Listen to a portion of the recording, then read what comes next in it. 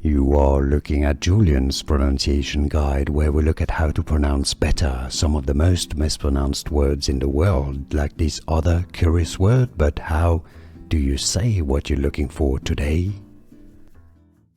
Let's learn how to pronounce this name once and for all correctly. It's this version of the name, which is Eduardo in Spanish or Edward in English. This one is primarily a male name of Romanian origin, but it can also be used in several countries of Eastern Europe: German, Dutch.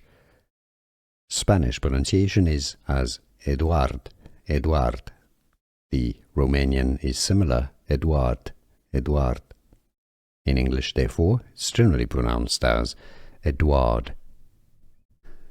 Here are more videos on how to pronounce more confusing words and names too many mispronounced. Like this video if you found it useful. I appreciate your support. I'll see you soon and thanks for watching.